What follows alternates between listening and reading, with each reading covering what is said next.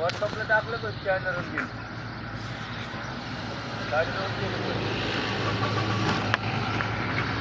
गाडीमध्ये प्रॉब्लेम असा येतो आहे की हे लाईट कंटिन्यू ब्लिंक वगैरे होत आहेत. तर ब्लिंक वगैरे काय प्रॉब्लेम नसेल हे तर काही लक्षात येत नाही.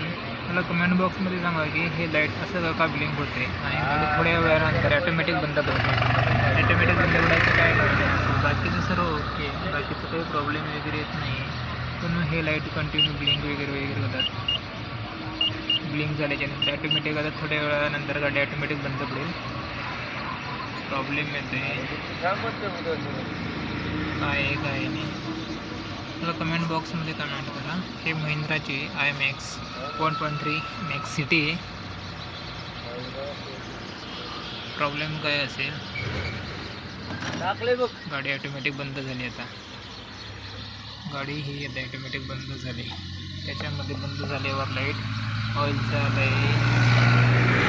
बॅटरीचं हँडब्रेकचे लाईटचं